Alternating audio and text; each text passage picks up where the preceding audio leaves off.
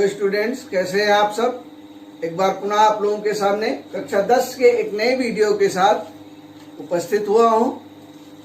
आज हम आपको पीएच मान से संबंधित कुछ आंकिक प्रश्नों को बताएंगे। इसी के अंतर्गत सूचक, उदासीनीकरण, ऊष्मा, लवण और वर्गीकरण उनका प्रकार कुछ इस तरह बताएंगे। लेकिन इससे पहले आपने चैनल को सब्सक्राइब नहीं किया है तो सब्सक्राइब कर लीजिए और बेल आइकन को जरूर दबा दें। आइए हम लोग देखते हैं आज की पीएच मान से संबंधित कुछ आंकिक प्रश्नों को देखते हैं जो आपकी पुस्तक में दिए गए हैं। कुछ उदाहरण भी हैं, उनको भी देख लेते हैं और कुछ पीछे प्रश्न दिए गए हैं दो चार, उनको भी हम लोग देख लेते हैं। आइए देखते हैं।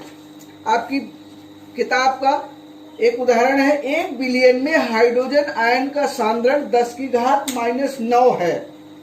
ठीक है, हाइड्रोजन आयन का सांद्रण यानी concentration of H is equal to 10⁻⁹ है। इस बिलियन का पीएच मान ज्ञात करना है तो निकाल लेंगे पीएच मान।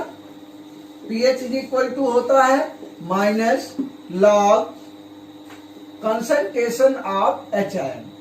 ये हो जाएगा माइनस लॉग 10⁻⁹।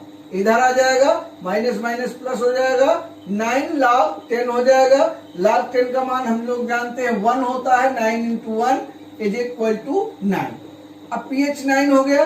अब हमने आपको बताया था कि pH 7 के ऊपर जितने भी बिलियन है वो सब कैसे हैं, क्षारीय हैं। तो इसकी प्रकृति कैसी होगी, क्षारीय प्रकृति होगी। ठीक है, एक उदाहरण और देखते हैं। इसमें दिया हुआ है 1 बिलियन में हाइड्रोक्साइड आयन का सांद्रण 1 गुणे 10⁻⁻10 मोल प्रति लीटर है। 1 गुणे 10⁻⁻10 मोल प्रति लीटर है। इस बिलियन का पीएच मान ज्ञात कीजिए। अब कह रहा है कि हाइड्रोक्साइड आयन का यानी concentration of OH ion, concentration of OH ion कितना है,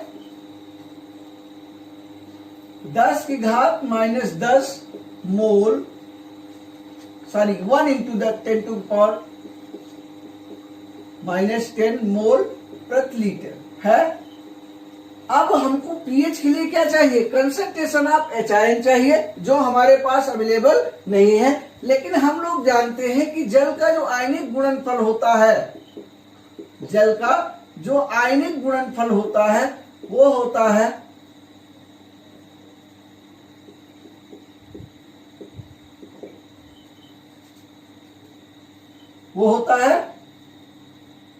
10⁻⁻14 यानी concentration of H ion into concentration of OH ion is equal to 10⁻⁻14। Concentration of OH ion दिया हुआ है। ठीक है, कितना दिया हुआ है, 10⁻⁻10 मोल प्रति लीटर दिया हुआ है।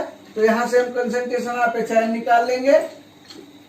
10⁻⁻10 ये हो जाएगा is equal to 10⁻⁻14। Concentration of H ion is equal to 10⁻⁻14 upon 10⁻⁻10। ऊपर जाके प्लस का हो जाएगा, घट जाएगा। ये हो जाएगा concentration of H ion is equal to 10⁻⁻4 mole प्रति लीटर। ये हो गया। अब हम इसी से पीएच निकाल देते हैं। PH is equal to simple सा फॉर्मूला है, ये हो जाएगा minus log concentration of H ion. हम एक ही फॉर्मूले से बता रहे हैं, तीनों फॉर्मूले से आप चाहे तो लगा सकते हैं। माइनस हो गया लॉग 10⁻⁻4, इधर आ जाएगा माइनस माइनस प्लस, तो 4 log 10 आ जाएगा। log 10 का मान 1 होता है। 4 into 1 is equal to pH is equal to हो जाएगा 4। अब पीएच 4 है यानी पीएच 7 से कम है तो विलेन कैसा होगा, अम्लीय होगा। ठीक है, तो दो टाइप का हमने आंकिक बता दिया, जब H आयन भी दिया हो और OH आयन भी दिया हो तो हम उससे पीएच को निकाल सकते हैं। एक प्रश्न और दिया हुआ है इसमें, एक प्रश्न और दिया हुआ है कि यदि विलयन में एचायन की मात्रा 4 गुणे 10 की घात -9 मोल प्रति लीटर हो, ठीक है, कितनी हो, 4 गुणे 10 की घात -9 मोल प्रति लीटर, एचायन का कंसंट्रेशन इज इक्वल टू 4 × 10⁻⁻9 मोल प्रति लीटर हो, तब क्या स्थिति होगी, तब क्या करेंगे हम, ठीक है। अब क्या हो जाएगा, ये क्या करेंगे हम, ये हो गया। अब फॉर्मूला लगा देंगे, pH is equal to minus log concentration of H ion is equal to minus log concentration of H ion 4 × 10⁻⁹, ये इतना हो गया, ठीक है, 10⁻⁹ हो गया। अब क्या करेंगे, अब इसको सरल कर लेंगे, माइनस लॉग 4 माइनस लॉग 10⁻⁹, ये हो गया, ठीक है। अब इस माइनस को हम क्या कर देंगे, माइनस लॉग 2⁻² माइनस, ये इधर चला आएगा तो ये क्या हो जाएगा, प्लस का हो जाएगा, प्लस 9 log 10, 9 log 10 हो जाएगा। अब इसका मान 1 हो जाएगा, ठीक है, ये हो जाएगा माइनस लॉग, नहीं, ये हो जाएगा 2 log 2 प्लस 9, ठीक है, 2 log 2 प्लस 9, ये हो गया माइनस का माइनस हो जाएगा। अब हो जाएगा -2 इंटू log 2 का मान कितना होता है, log 2 का मान होता है 0.3010, 0.3010 प्लस 9, इसकी गुणा कर देंगे, -0.2060 प्लस 9, हम 9 में से इसको घटा देंगे, 9 -0.6020, तब pH मान कितना आ जाएगा, ये हो गया 0, ये हो गया 8, ये हो गया 9, ठीक है, और ये हो गया कितना 3, और ये हो गया 8, 8.3980, ये हो गया इसका pH मान। विलेन कैसा होगा, विलेन होगा क्षारीय, क्योंकि pH का मान कितना है, 7 से अधिक है, ये हो जाएगा, इसका विलेन का मान हो जाएगा क्षारीय, ठीक है। ये कुछ प्रश्न हो गए, pH मान से संबंधित कुछ आंकिक प्रश्न हो गए। अब हम इसी क्रम में आगे बढ़ जाते हैं, सूचक के विषय में जान लेते हैं। सूचक किसे कहते हैं, देखिए सूचक जैसा कि नाम से ही मालूम है, ठीक है, सूचक का मतलब सूचना देने वाला, ठीक है, सूचना देने वाला, यानी अब यहां रसायन है, तो रसायन में सूचक का क्या काम है, देखिए एक होता है आयतनिक विश्लेषण, वॉल्यूमेट्रिक एनालिसिस, आयतनिक विश्लेषण। तो आयतनिक विश्लेषण में क्या किया जाता है कि किसी विलयन का हम एसिडिटी निकालते हैं, या ये जानते हैं, ये जानने के लिए करते हैं कि विलयन अम्लीय है या क्षारीय, ठीक है, उसकी नॉर्मलता कितनी है, ये हम निकालने के लिए करें। डिटेल में आप इसको कक्षा 12 में जाएंगे तो वहां पर आपको आयतनिक विश्लेषण पढ़ने के लिए मिलेगा, उसको अंग्रेजी में कहते हैं टाइट्रेशन। लेकिन यहां सिर्फ इतना जानना है कि जो सूचक हैं उनका विश्लेषण किया जाता है आयतनिक, उनका उपयोग किया जाता है आयतनिक विश्लेषण में, उनका उपयोग किया जाता है। और ये क्या काम करते हैं, अंत बिंदु की सूचना, यानी किसी अभिक्रिया के अंत बिंदु की सूचना देने का कार्य करते हैं। विलयन अम्लीय से क्षारीय हो रहा है या क्षारीय से अम्लीय हो रहा है, इसकी सूचना ये प्रोवाइड कराते हैं, किसमें, अभिक्रिया में कराते हैं। बात समझ में आई कि नहीं। यहां केवल हम अम्ल क्षार सूचकों का, ठीक है, अम्ल क्षार सूचकों के विषय में जानते हैं। अम्ल क्षार सूचक, अब एक लाइन की परिभाषा यदि ज्ञात करें तो क्या है, अम्ल क्षार सूचक वह पदार्थ हैं वह पदार्थ हैं जिनका अम्लीय विलयन में एक रंग और क्षारीय विलयन में दूसरा रंग होता है। अम्ल क्षार सूचक वह पदार्थ हैं जिनका अम्लीय विलयन में एक रंग तथा क्षारीय विलयन में दूसरा रंग होता है, और ये किसी अभिक्रिया की सूचना इसी प्रकार से रंग परिवर्तन करके देते हैं। ठीक है, इनको हम क्या कहते हैं? सूचक कहते हैं। अब देखिए, इनका एक विशेष जो है वो निश्चित परिसर होता है। निश्चित परिसर होता है किसका? पीएच परिसर होता है किसका? प्रत्येक अम्ल क्षार सूचक का निश्चित परिसर होता है। उदाहरण के लिए यदि हम देखें तो एक सूचक है फिनाल्फथलीन। फिनाल्फथलीन ये एक सूचक है। इसका जो पीएच परिसर है 8.0 से लेकर 9.8 तक। पीएच परिसर इसका कितना है? 8.0 से 9.8 तक। अब ये 8.0 पर रंगहीन होता है। जिस विलयन में हम इसको मिलाते हैं, यदि उसका पीएच कितना है? उसका पीएच 8.0 है या 8.0 से नीचे है, तो उस विलयन का रंग कैसा होगा? रंगीन होगा। ठीक है, लेकिन यदि 8.0 से ऊपर है तो ये धीरे धीरे क्या होगा? गुलाबी होना शुरू हो जाएगा, हल्का गुलाबी। ठीक है, और 9.8 तक पहुंचते पहुंचते कितना हो जाएगा? एकदम पूर्ण रूप से गुलाबी हो जाएगा। पूर्ण रूप से गुलाबी हो जाएगा। यानी अब ये क्या है? जैसे जैसे इसका क्या कहते हैं, इसके पीएच मान में परिवर्तन होता है, वैसे वैसे इसका रंग परिवर्तित होना शुरू हो जाता है। बात समझ रहे हैं? तो ये हो गया। इसके अतिरिक्त एक और सूचक है methyl orange.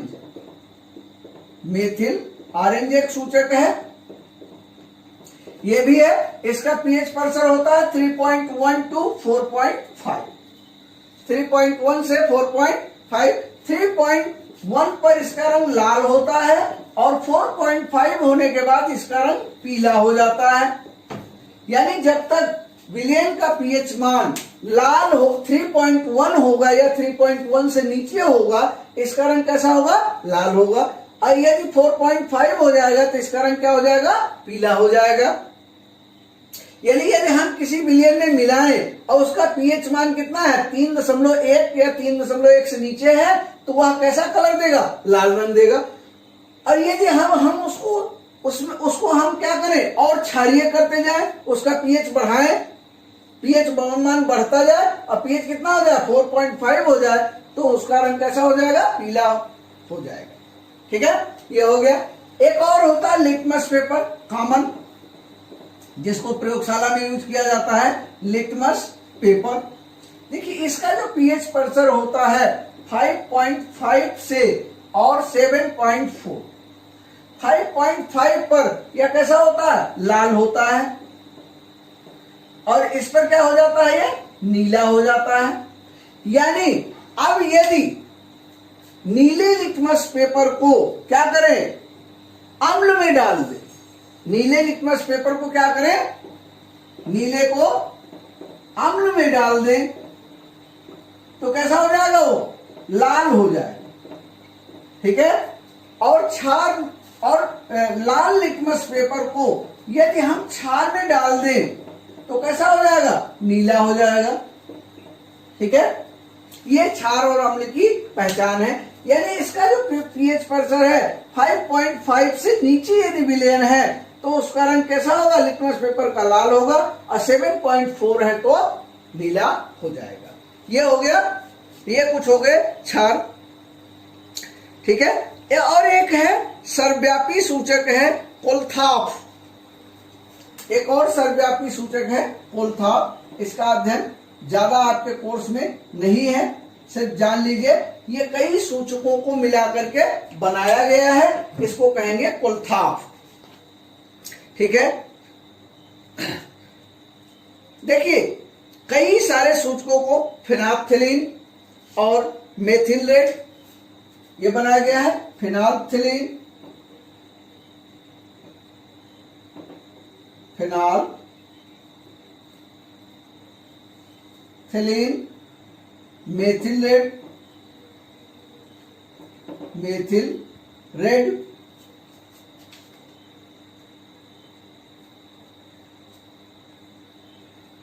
Alpha naphtholphthalein methyl blue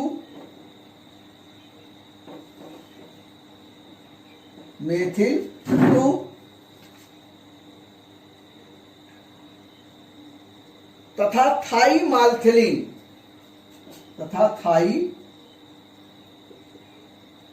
मालथेलीन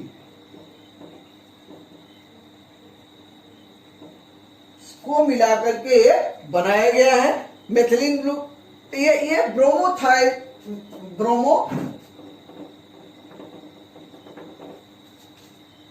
ये क्या है? ब्रोमोथाइमाल ब्लू।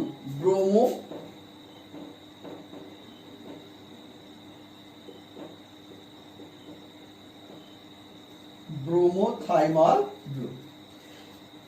यानी अब ये जो कुलथाप है ये इन सूचकों को मिलाकर के बनाया गया है। फिनाप्थेलीन, मेथिलेट, अल्फा नेप्थालथेलीन, ब्रोमोथाइमाल ब्लू और थाइमालथेलीन, इन 5 सूचकों को मिलाकर के बनाया गया है। और ये विभिन्न पीएच पर विभिन्न प्रकार के रंगों को प्रदर्शित करता है। ठीक है, अब आ जाते हैं हम लोग उदासीनीकरण ऊष्मा पर। उदासीनीकरण ऊष्मा किसे कहते हैं? उदासीन किसको किया जाता है? जब अम्ल हो या क्षार हो तो उस अम्ल में यदि हम क्षार मिला दें तो वह उदासीन हो जाएगा, और क्षार है उसमें क्या करें? अम्ल मिला दें तब वह उदासीन हो जाएगा। ठीक है, यानी अम्ल और क्षार की परस्पर उदासीनीकरण क्रिया के फलस्वरूप लवण बनता है। और क्या किसका निर्माण होता है? जल का निर्माण होता है। जैसे NaOH क्या है? एक क्षार है, और इसमें HCl मिला दे तो क्या हो जाएगा? ये बन जाएगा NaCl और प्लस H2O। ये क्षार हो गया, ये अम्ल हो गया, और ये लवण हो गया, और ये क्या हो गया? जल हो गया। यानी अम्ल और क्षार की उदासीनीकरण क्रिया के फलस्वरूप लवण का निर्माण होता है और जल का निर्माण होता है। इसी प्रक्रिया को हम क्या कहते हैं? उदासीनीकरण की प्रक्रिया कहते हैं। उदासीनीकरण की प्रक्रिया कहलाती है। अब नेक्स्ट आ जाती है उदासीनीकरण ऊष्मा। उदासीनीकरण ऊष्मा क्या है? 1 ग्राम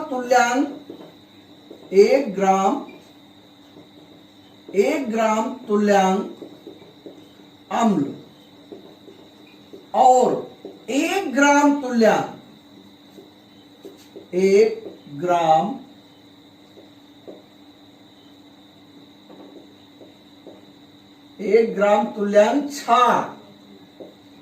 क्षार की परस्पर उदासीनीकरण क्रिया के फलस्वरूप जितनी ऊष्मा प्राप्त होती है उसी ऊष्मा को हम उदासीनीकरण ऊष्मा कहते हैं। ठीक है, जितनी प्राप्त होती है उसको हम उदासीनीकरण ऊष्मा कहते हैं। ठीक है, अब देखिए क्षार और अम्ल में OH आयन, क्षार में OH आयन होता है और अम्ल में H आयन। यही OH आयन और H आयन मिलकर के क्या बनाते हैं? जल का निर्माण करते हैं। इस प्रक्रिया को हम इस तरह देखते हैं, आयनिक कर देते हैं। ठीक है, आयनिक रूप में लिखते हैं प्लस Cl, ये हो जाएगा Na ion plus Cl ion और प्लस H2। ठीक है, यानी ये H आयन और ये OH आयन मिलकर के क्या बनाते हैं? जल का निर्माण करते हैं। और इसी प्रक्रिया में ऊष्मा उत्पन्न होती है जिसको हम क्या कहते हैं?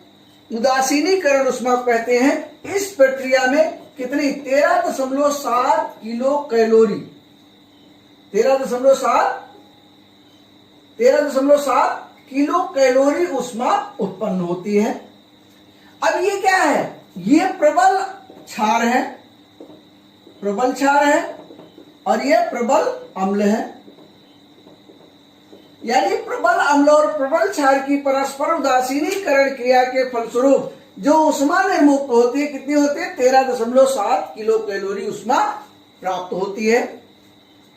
ठीक है, इसी तरह से एक और देख लेते हैं, HNO3 प्लस HNO3 और प्लस क्या HNO3 और दूसरा है KOH, एक और है KOH। ये क्या है? नाइट्रिक अम्ल है। और ये क्या है? Caustic KOH, potassium hydroxide, potassium hydroxide. अब जब इसकी उदासीनीकरण क्रिया कराई जाएगी तो क्या बनेगा? ये यहां का OHN और यहां का HN मिलकर के क्या बनाएगा? H2O बना लेगा और बचेगा क्या? KNO3 बचेगा। अब इसमें भी 13.7 किलो कैलोरी जो उष्मा है वो उत्पन्न होगी। 13.7 किलो कैलोरी उष्मा जो है वो उत्पन्न होगी, क्योंकि ये भी क्या है? प्रबल अम्ल और प्रबल क्षार हैं।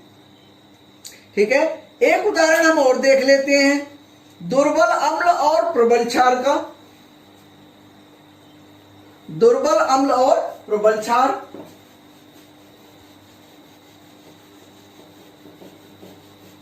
यानी यदि दोनों में से कोई एक दुर्बल हो जाए तब कितना होगा उदासीनीकरण उष्मा का मान। एक उदाहरण देख लेते हैं, CH3COOH प्लस NaOH। अब ये क्या है? प्रबल क्षार है और ये क्या है? दुर्बल अम्ल है। दुर्बल अम्ल है। ठीक है, अब जब इनकी उदासीनीकरण क्रिया होगी तो बचेगा CH3COO प्लस Na आयन और प्लस H2O। अब जब इसकी उदासीनीकरण उष्मा का मान कम हो जाएगा, ये कितना हो जाएगा? 13.3 किलो कैलोरी हो जाएगा। यानी यदि अच्छा दुर्बल है, दुर्बल होने के कारण इसका आयनन क्या होगा? कहां चली जाएगी उष्मा? इसका आयनन कम होगा। ठीक है, दुर्बल होने के कारण इसका आयनन कम होगा। जो निकलने वाली उष्मा है, कुछ उष्मा इसमें यूटिलाइज हो जाएगी। ठीक है, तो यही उष्मा का मान जो है 13.7 से कम हो जाएगा, क्योंकि जो उष्मा है इसको आयनन करने में व्यय हो जाएगी। आयनन करने में व्यय होने के कारण ये जो है यहां निकलने वाली उष्मा का मान जो है वो कम हो जाएगा। ठीक है, एक और देख लेते हैं, ये एक और देख लेते हैं, SCOOH प्लस NH4OH। ये क्या है? फार्मिक अम्ल है। और ये क्या है? अमोनियम हाइड्रोक्साइड है। ये भी दुर्बल है, ये भी दुर्बल अम्ल है और ये दुर्बल क्षार है। ठीक है, अब ये क्या बनेगा? यहां से HN और यहां से OHN। ठीक है, ये हो जाएगा अमोनियम आयन और प्लस HCOO आयन और प्लस H2O। यानी ये पूरा मिला के क्या बनेगा? HCOO NH4। ठीक है, बनेगा। और अब यहां पर जो उदासीनीकरण उसका उष्मा का मान है और कम हो जाएगा। कितना हो जाएगा? 11.9 किलो कैलोरी। यानी कहां गई उष्मा? ये दोनों दुर्बल हैं, इन दोनों के आयनन में व्यय हो गई। ठीक है, जो उदासीनीकरण उष्मा का मान है ये इन दोनों के आयनन में व्यय हो जाती है। यानी एक दुर्बल अम्ल और दुर्बल क्षार की उदासीनीकरण क्रिया होगी तो निकलने वाली उष्मा का मान और भी कम हो जाएगा। अब आ जाते हैं नेक्स्ट, लवण वर्गीकरण और प्रकार। लवण किसे कहते हैं? अभी हमने आपको बताया कि अम्ल और क्षार की उदासीनीकरण क्रिया के फलस्वरूप जो पदार्थ बनते हैं उन्हीं को क्या कहते हैं? हम लवण कहते हैं। ठीक है, यहां बनेगा NaCl और प्लस H2O। ये क्या है? ये लवण है। ठीक है, अम्ल और उदास क्षार की उदासीनीकरण क्रिया से लवण बनता है और जल का निर्माण होता है। ठीक है, ये हो गया। अच्छा, जल को यदि घोला जाए, लवण को यदि जल में घोला जाए, NaCl को किसमें किया जाए, जल में घोला जाए, एक्वस बनाया जाए, तो ये अपने आयनों में वियोजित हो जाता है। ठीक है, धन आयन और ऋण आयन दोनों में क्या होता है, वियोजित हो जाता है, सोडियम आयन और क्लोराइड आयन। अब इसी आधार पर लवण कई प्रकार के होते हैं। नंबर 1 है सामान्य लवण। सामान्य लवण है, सामान्य लवण किसे कहते हैं, ऐसे लवण जिनमें कोई भी विस्थापनीय H आयन तथा OH आयन उपस्थित ना हो, यानी H आयन और OH आयन उपस्थित ना हो, उसे क्या कहेंगे, हम सामान्य लवण कहेंगे।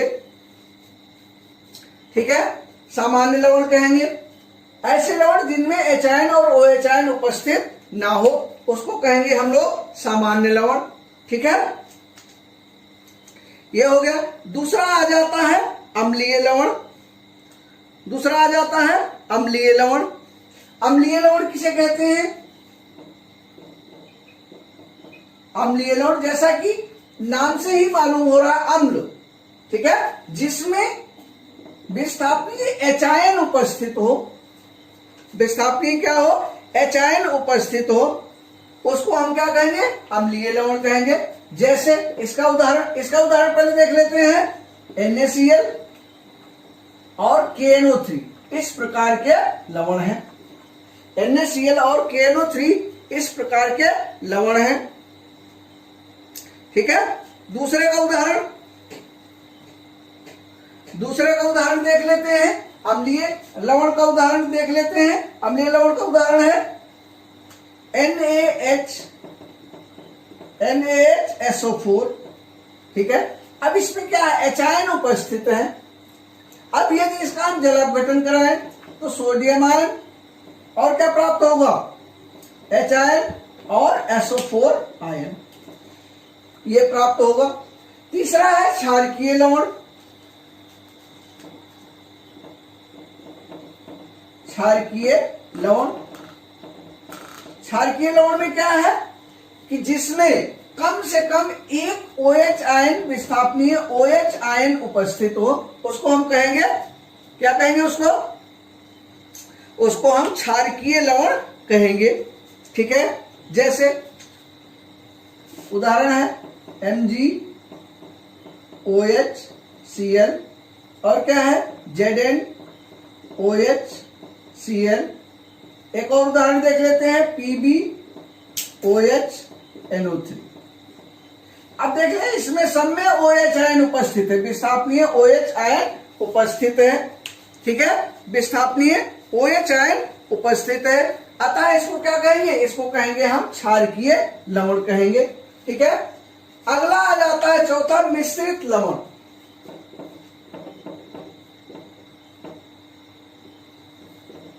क्या कहेंगे इसको, मिश्रित लवण कहेंगे इसको। मिश्रित लवण किसे कहते हैं, जिनमें एक या एक से अधिक, जिनमें एक या एक से अधिक कम से कम क्या उपस्थित हो, एक या एक से अधिक धनायन अथवा ऋणायन उपस्थित हो, धनायन अथवा ऋणायन हो, एक या एक से अधिक। यही एग्जाम्पल हम ले लेते हैं NaKHSO4। अब इसमें देखो, इसमें एक धनायन, दो धनायन उपस्थित है। ठीक है, अब ऐसे ही इसको एक और उदाहरण ले लेते हैं, CaOCl और Cl, यानी या अब इसको यदि लिखे CaOCl2। ठीक है, अब इसे देखो, ये एक धनायन है, ये एक ऋणायन है, ये भी क्या है, एक ऋणायन है, तो कम से कम दो ऋणायन इसमें उपस्थित है, और इसमें क्या है, दो धनायन उपस्थित है, तो ये भी क्या होगा, मिश्रित लवण हो जाएगा। ठीक है, ये हो गया, चौथा हो गया। अब पांचवा हो गया, पांचवा देख लेते हैं, द्विक लवण।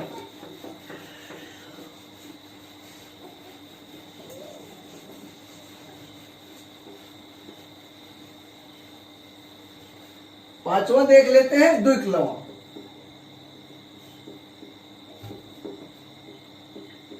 द्विक लवण, द्विक लवण किसे कहते हैं? जिनमें दो या दो से अधिक लवण, दो या दो से अधिक लवण क्या करते हैं? जल अपघटन द्वारा आपस में मिलते हैं। जल अपघटन द्वारा आपस में मिलते हैं, आपस में जुड़ जाते हैं, उनको हम कहते हैं द्विक लवण। जैसे फिटकरी एक एग्जाम्पल है। फिटकरी K2SO4, Al2SO4, Al2SO4 का होल थ्राइड इंटू 24H2, यह है फिटकरी का फॉर्मूला। अब देखो इसमें दो लवण है, K2SO4 भी एक लवण है और Al2SO4 भी एक लवण है। अब दोनों कैसे हैं? दोनों का जल अपघटन हुआ और जल इनके साथ जुड़ गया, अब ये बन गया द्विक लवण। एक और है FeSO4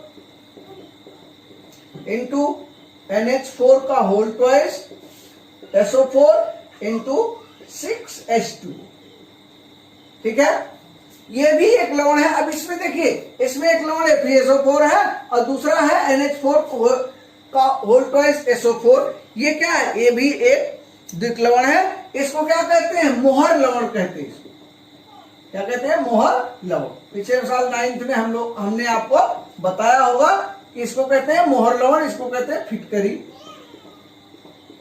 ठीक है, कॉमन नेम है इसका। नेक्स्ट और लास्ट आ जाता है संकर लवण। संकर लवण, देखिए इसका जैसे नाम से ही मालूम है, संकर लवण वह लवण जिनमें आयन अथवा उदासीन अणु किसी धात्वीय धनायन के साथ उपसहसंयोजक बंध बनाते हैं। आयन अथवा उदासीन अणु, ठीक है, धात्वीय धनायन के साथ, धात्वीय धनायन के साथ क्या बनाते हैं? उपसहसंयोजक बंध। अब इसकी हम चर्चा नहीं करेंगे यहाँ पर उपसहसंयोजक बंध की, पिछले साल खूब पढ़ाया गया था। 3 प्रकार के बंध होते हैं, वैद्युत संयोजक, सहसंयोजक और उपसहसंयोजक बंध। उपसहसंयोजक बंध बनाते हैं। एक पॉइंट बता दे जरा सा, नहीं आप कंफ्यूज रहेंगे। उपसहसंयोजक बंध में जब साझेदारी होती है तो बंध जितने इलेक्ट्रॉनों की साझेदारी होती है, वो साझेदारी के सारे इलेक्ट्रॉन किसी एक के द्वारा प्रोवाइड किए जाते हैं। ऐसे लवण क्या है? K4FeCl6, K4FeCl6 ये एक लवण है, ठीक है। एक और लवण है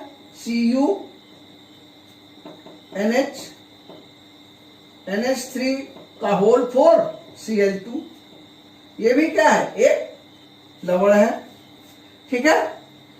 दो लवण हैं, इसमें क्या है? कॉपर का किसके साथ बंध बनता है? कॉपर का बंध बनता है संकर लवण में। संकर लवण है, इसमें कॉपर और अमोनिया के साथ बंध बनता है। कॉपर और अमोनिया के साथ उपसहसंयोजक बंध बनता है। और इसमें K4FeCl6